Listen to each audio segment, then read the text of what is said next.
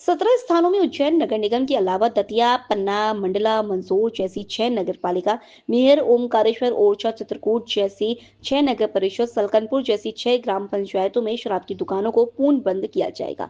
CM ने कहा कि शराबबंदी की दिशा में यह पहला चरण है। इसके अलावा नर्मदा नदी के दोनों तटों के 5 किलोमीटर के क्षेत्र में शराबबंदी की पूर्व की नीति यथावत जारी रहेगी।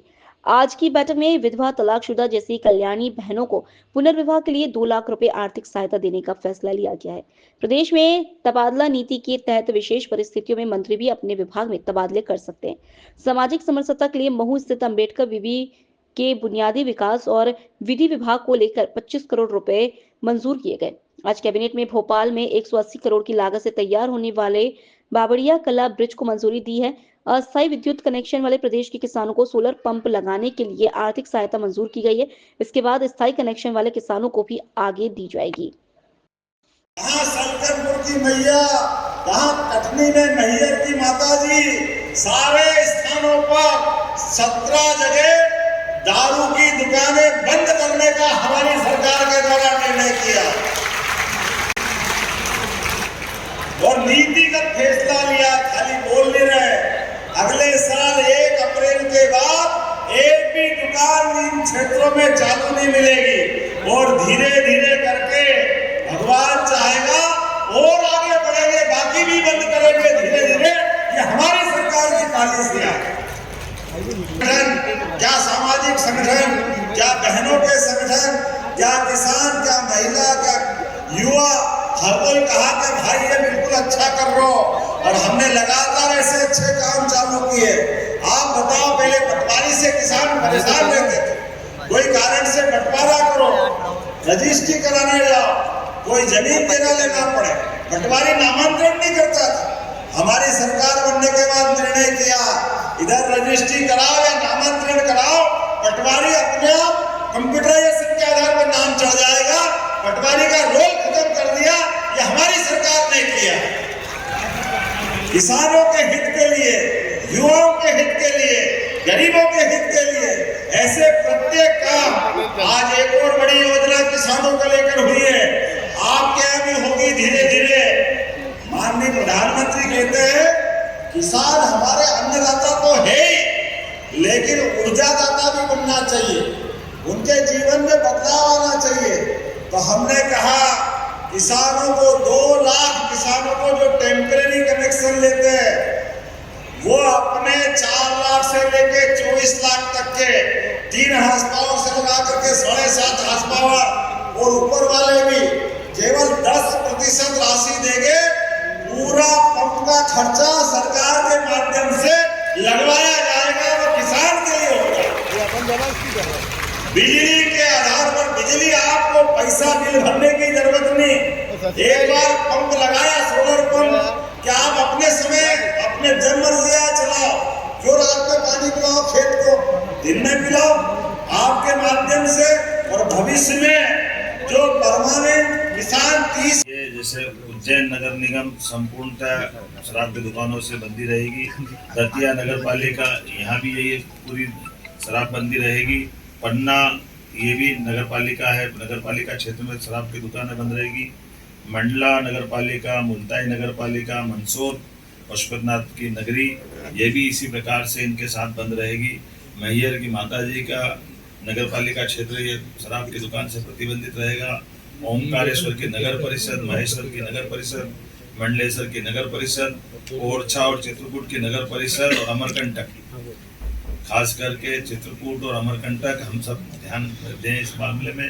ये हमारी धार्मिक आस्था के ऐसे सभी केंद्र हैं, ये सभी नगर परिषदों में हमने शराब की इसी नीति के आधार पर दुकानें बंद करने का निर्णय किया। हमारी नगर परिषद के बाद ग्राम पंचायत सलकनपुर, जहाँ सलकनपुर माता का मंदिर है, इस पंचायत से भी शराब की दुकानें बंद कराएंगे। बरमान कला ग्राम पंचायत, लिंगा ग्राम पंचायत, बरमानपुर ग्राम पंचायत, कुंडलपुर ग्राम पंचायत और बांदकपुर ग्राम पंचायत, ये ग्राम पंचायतों से भी हम शराब की दुकानें बंद करेंगे। आपकी जानकारी में रहे कि मां नर्मदा के तट के दोनों तरफ के 5 किलोमीटर के दायरे में शराबबंदी की जो पूर्वत पॉलिसी है, उस पॉलिसी को भी हम जारी रखेंगे। इस पॉलिसी में कोई बदलाव नहीं आएगा। कुल मिलाकर के प्रदेश भर से जो मैंने आपके बारे में बताने का प्रयास किया है कि हम ये शराबबंदी का हिस्सा चलेंगे। एक मुख्य कारण यहाँ की बैठक करने का और भी था, कैबिनेट की बैठक का, जो नारी सशक्तिकरण की दिशा में हमारे यशस्वी प्रधानमंत्री की जो भावना है, गरीब, महिला, किसान और युवा, ऐसे में युवा और किसान की पॉलिसियां हमने मिशन मोड में पिछली कैबिनेट में लाए थे। आज ये नारी सशक्तिकरण की दिशा में हमारे कैबिनेट का पहला ही एजेंडा था। जब हम अपनी बहनों की जिंदगी में बेहतर से बेहतर सरकार क्या मदद कर सकती है और स्त्री सशक्तिकरण का ये सबसे सक्षम उदाहरण राज्य बने, इस दिशा में हमने आज खासकर महिलाओं की सामाजिक आर्थिक विकास के उद्देश्य के लिए विमेन लीड डेवलपमेंट प्रयास के आधार पर हमने ये पूरा योजना बनाई है, जिसमें शिक्षा, स्वास्थ्य, पोषण, आर्थिक विकास और सुरक्षा, साथ ही साथ महिलाओं और बालिकाओं की विभिन्न सरकारी सेवाओं में पहुंच निश्चित हो, महिलाओं के आर्थिक स्वावलंबन, समाज में आर्थिक भागीदारी बढ़ाने के एकीकृत प्रयास करना, समाज में महिला और बालिका की सकारात्मक व्यवहार हेतु परिवर्तन, पुरुष संवेदनशीलता बढ़ाना, ये ऐसे कई प्रकार के कामों के साथ हमने मिशन मोड पे चलने का प्रयास किया है, जिसमें मिशन के प्रमुख लक्ष्य में जन्म के समय लिंगानुपात 5 अंक प्रति 1000 की वृद्धि में वृद्धि करना, बालिकाओं की 10 और उससे अधिक वर्षों की स्कूली शिक्षा में 5% की वृद्धि करना, मातृ मृत्यु दर में 10 अंकों की कमी लाना, महिलाओं के विरुद्ध अपराध में 5 अंक की कमी लाना, बाल विवाह में 5% की कमी लाना, महिला श्रम भागीदारी 3% की कमी लाना और मिशन के प्रमुख घटक में स्वास्थ्य और पोषण, शिक्षा और जीवन कौशल, आर्थिक स्वावलंबन, सुरक्षा और संरक्षण, संवाद से व्यवहार परिवर्तन इत्यादि कई प्रकार के ये मिशन मोड के प्रमुख घटक हैं। उम्मीद करेंगे नारी सशक्तिकरण की दिशा में यशस्वी प्रधानमंत्री श्रीमान नरेंद्र मोदी जी की भावना के अनुसार मध्य प्रदेश अपनी बहनों की जिंदगी को बेहतर करने के लिए योग्य भूमिका निभाएगा। ऐसे और कई सारे विषय हैं, लेकिन आज तो आनंद है इस बात का कि आज पुनः 300 साल पुरानी राजधानी चैतन्य हुई।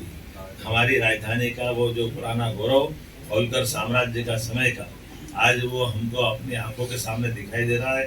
होलकर साम्राज्य का तो यद्यपि सांस्कृतिक क्षेत्र बहुत बड़ा था, लेकिन भौगोलिक क्षेत्र छोटा था, लेकिन आज पूरे प्रदेश को लेकर के सारे निर्णय हमने दूरगामी दृष्टि से यहाँ लिए हैं। तो माँ अहिल्या माता का भी और माँ नर्मदा का आशीर्वाद भी हमारे साथ है।